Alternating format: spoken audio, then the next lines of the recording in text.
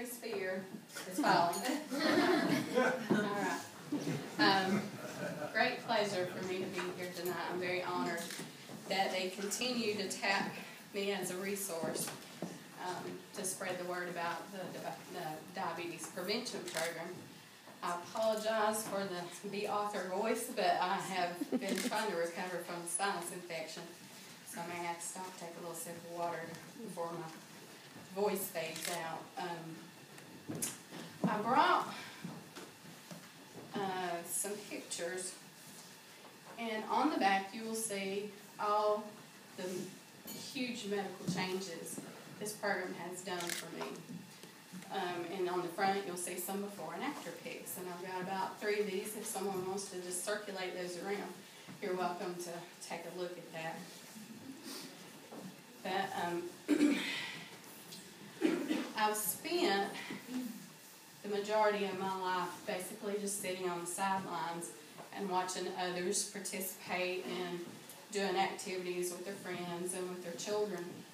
And I have practically given up on ever attaining health that I could participate in that way. And there was a day that I cried out to God, and I was miserable. And I prayed He would show me just the change that I needed in my life and how to take it. And as with many prayers, God's not always in quite the hurry that we are. I never really expected a quick or easy answer. And then just one day, a very dear friend of mine approached me and said that the Y was going to be interviewing folks for a new program they were wanting to launch off the ground, and wanted to see if I had an interest in joining that program with her. She had absolutely no idea how instrumental she would be in God answering my prayers. I saw this as such a huge opportunity, and I knew it was directly from God Himself that He had answered my prayer. I interviewed with those folks at the Y in Marion, and it wasn't long before I got the call I had been accepted to join the diabetes prevention program. So that was a year-long process, and I went through that year with a total weight loss of 100 pounds. That wasn't the end of it. Afterwards, I still felt driven to do more, and it went a little slower. I didn't have that accountability factor. I lost another 10 pounds, and suddenly my work became very stressful, and I had to do 18-hour days, 7 days a week, and during that time I suffered a setback. I had gained just a little over 30 pounds during a 6-month period, and it worried me constantly. I just knew I was putting myself back at risk after all that I had learned from DPP, and I could slip, into such a busy regime that I did not care about what I needed to do for myself. But I quickly got back on track after that. It's like, even though I had learned those skills and kind of, like I said, went through a setback, that program never left me. And so once I was able to reconnect with the Y and apply those skills again that I had worked so hard on learning, I realized I did need that accountability factor. And boy, you Y folks are always just so eager to get in my business. But in a very good way. From that stemmed speaking with Megan Merritt. She's the director at the Marion Y, and she's here tonight. I don't see her face at the moment, but she's here tonight. So she prodded me to dedicate a Facebook page just for my journey. And in that effort, I would be putting myself out in such a public way that I would either accomplish what I set out to do, or I'd make a complete fool of myself, which I tend to do a little both quite often. But if you're interested in checking out that page, it's called Rebecca's Journey with Corpus Memorial YMCA. And if you visit, like my page, I think of those, I treasure each one of those little likes, just like they're little gold stars, like you used to get back in grade school. And it motivates me, and it's just the little things that mean so much to you. But since I started that page, I have managed to lose that weight I had regained. So I am back on track with that, and I've currently got a total weight loss of 112 pounds. Wow. That's what I say.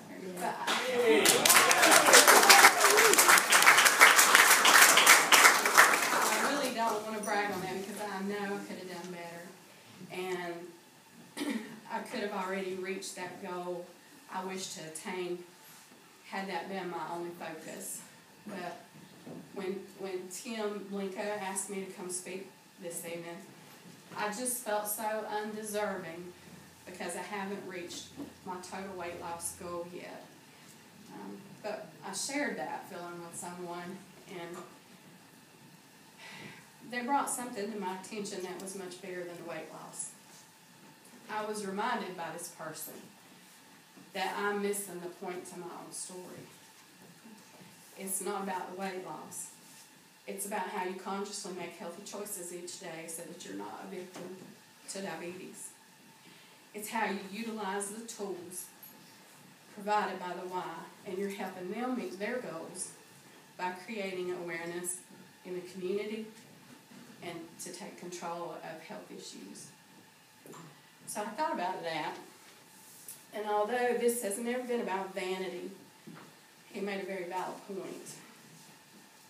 I had been measuring my success by the amount of weight loss I had achieved. I was embarrassed to stand before you this evening because I felt like many of you would be disappointed that I haven't quite met my goal.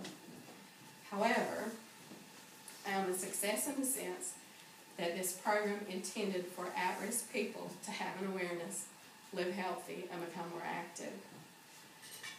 Just a year and a half ago, I was just someone trying to lose weight and avoid diabetes. But after speaking with this friend who helped me realize more has happened to me than just the weight loss, it's transformed my mind and my outlook on life and health as a result of the diabetes prevention program. And just making small changes.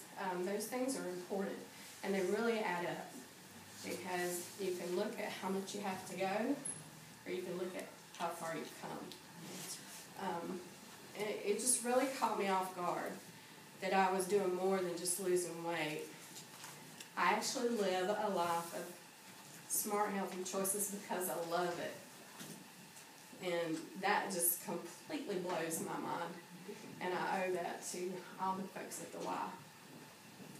It's a completely turn, a 180-degree turn from the person I used to be. And from that, I've gained confidence and strength and endurance. I'm free from depression and feelings of hopelessness. And due to some medical statistics, I'm no longer pre-diabetic. And that was the goal. It's not to become a supermodel, it's to avoid health issues, and I want to live a good life with a good quality and a sense of value, but best of all, I can participate in things I couldn't before, and I can be here for my daughter. Which leads me to one point about her that I wanted to share with you. A couple of years ago, I spoke here in Asheville, and some of you may remember, but since my daughter was 4 years old, she's begged me to take her to Disney. She's 12 now, so for the past 8 years, this has been her dream for us to go to Disney. And that was one of the biggest motivations I had for losing the weight, is because I knew I physically would not be able to handle a park that size and that long at a time, much less fit in the rides with her. So it really, really disturbed me that her life was limited because of my poor choices. But I've improved my health enough to be able to do that. And recently have saved enough money on top of that to be able to afford it. So you're looking at a single mother here who works 2 jobs. I get no support or assistance at all. So it's nearly impossible after you budget for your essentials to save money for something so costly. However, when I was here the last time, I absolutely vowed I would make it happen. So I am just so super excited to share with you that this coming Christmas morning, I will be surprising my daughter with a trip to Disney.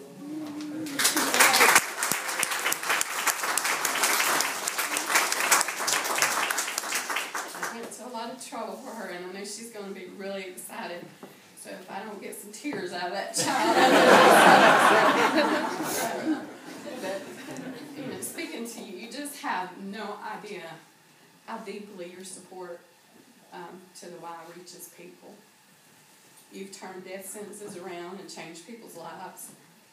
You've made a dream come true for a child who never feels entitled to anything. So I am forever grateful to all of you that are here tonight, and to the KB Reynolds Foundation, because they have also supported this program. But without your support, I could not have afforded all the care and all the tools that the Y provides. Most of all, I have to thank my Lord and Savior for answered prayers, and it was long awaited. And along the way, He has shown me patience, and I've had to realize I can't get there as quickly as I wanted to, but I also feel like the slow progress was meant to teach me something along the way. Maybe something about perseverance, maybe something about discipline. But it was much, much more than a physical transformation, that it was mental as well. But I just can't thank you enough for what you do, and thank you for your time and attention this evening. And your gift of support is just a wonderful blessing to so many people. That I just want to thank each and every one of you, and wish you all such a Merry Christmas.